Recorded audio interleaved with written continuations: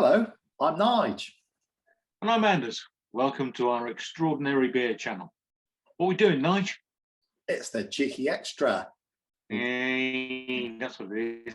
We've just finished a session on blonde ales, both very good indeed. And we just wanted another one. We couldn't end the session there. So what have you got today, Anders, for your extra? Because what the last one we did was a little bit. We did a beer that tasted a bit ice creamy, a bit raspberry ripple. So what I've gone for is a raspberry oat milkshake pale ale. Oh, yes, that's going to be quite interesting. It's from Brew York, up in. Let's have a look at the can. York. Okay. There we go. Yeah. I'm intrigued. I just thought, let's see what happens. What about you? What you got? No, I didn't realise I bought two of these. Well, not two, but I went on a splurge a few weeks ago and I bought, I think a few, I did the Twisted Wheel Brewery. Mm-hmm. And I found another one in the fridge, so I bought two. Not the same one. This is the New England IPA.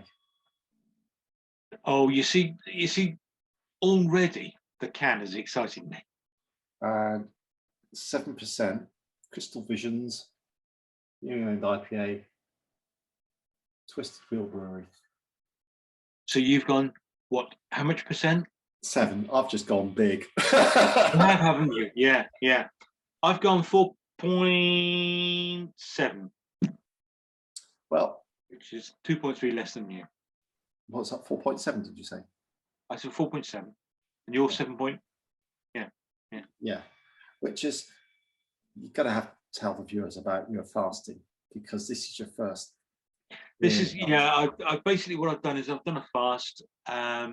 You don't need to know the full details, but the long and short of it is I haven't had a beer for 3 weeks. I think that might have been a little bit apparent in the previous video we did about blonde ales. Because you I couldn't get them down quick enough. I really couldn't. And I was saying to Nigel after we finished, he said, "Do you fancy doing another one?" I said, "I can carry on till next Tuesday." I really could. But yes, so I'm I'm just feeling very happy. Good. Very. I'm just going to fire up beer can. Okay. And I'm going to get this into the glass.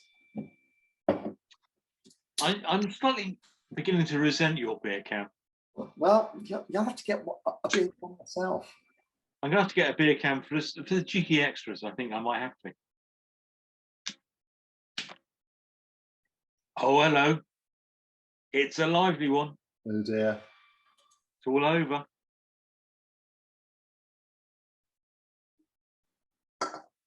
Oh, the aroma is just almost overpowering from this. Look at that flipper. Look at that. Look.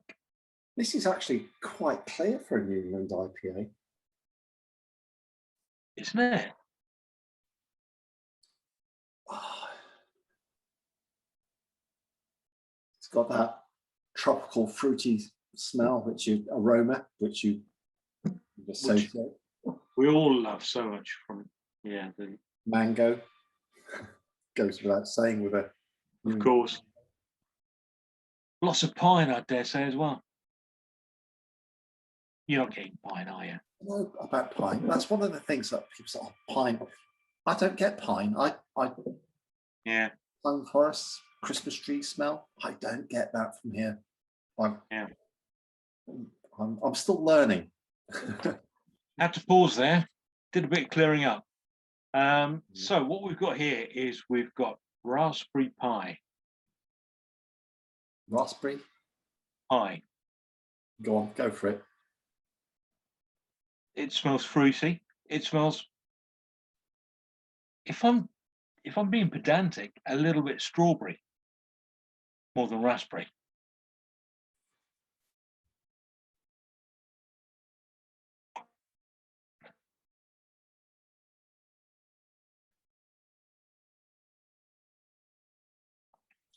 And that does taste like milkshake.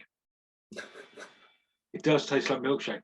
And do you know what? I would normally recoil at that, but I have to say, it's not too bad.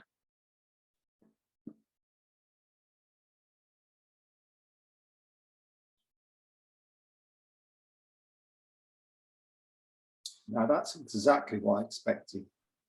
That's not actually, this has got a, oh, this is, the bitterness and this is quite intense. Mm-hmm. The alcohol's really well hidden, which is quite dangerous. Yes, it is.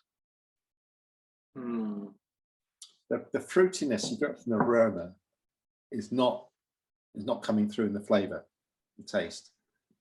I'm getting, it's quite nice because you get the fruity aromas that you're smelling. Taste-wise, it's just bitter, really, really bitter, tons of bitterness. Well, this is, I have to say, quite pleasant. It is, smells of strawberries, taste of raspberries, and it is fruity. There seems to be loads of beers in the market, sort of lemon sorbet pale ale or such. Yeah. I've tasted a couple in the past and I haven't really enjoyed them, and I avoid them like the plague because it just tastes like beer. Well, in fairness, I'd agree with you. Every single time I've tried one of these fruity things, doesn't work. There are plenty of other beers I would have ahead of this. Plenty.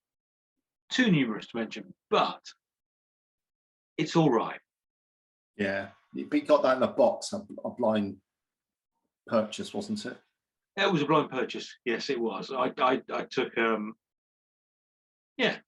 beers in one pack for the price of delivery. You can't knock that. So I and some of the beers look very promising. I think this is me just trying to get the worst one out of the way first. Yeah, I see where you're coming from. But it's not half bad. Bonus. I'm a little disappointed with this one. Oh yeah, that's a shame.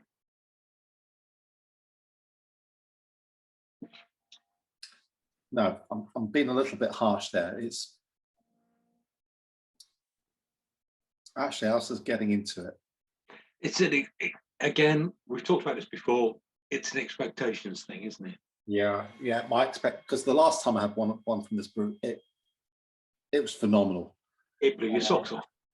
Yeah, and this one that's all right. It's all right. Anyway, let's stop talking about beer. I spy an album, a record.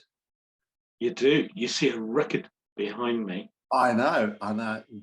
What one is it? I have no idea. I can't tell what it is. You have no idea, right? No. Okay. I have to tell you that I grew up, and I think basically I had 3 albums. I discovered heavy metal. Those 3 albums were For Those About to Rock by Akaduka. We also had You Can't Stop Rock and Roll by Twisted Sister. Oh, what I think they proved you can't stop rock and roll. It keeps going. And the third one was Iron Fist by Motorhead. What, the single or the album? No, the album.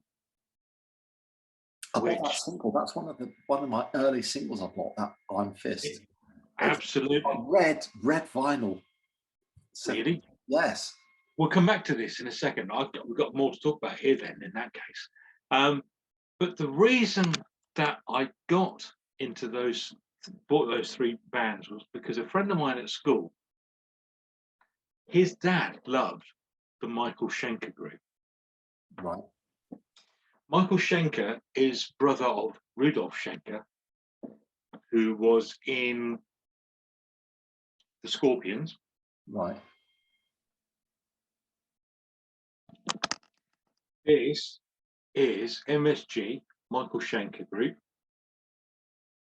You've got Gary Barden, got Michael Schenker on guitar, and more importantly than anything else in this, Cozy Powell.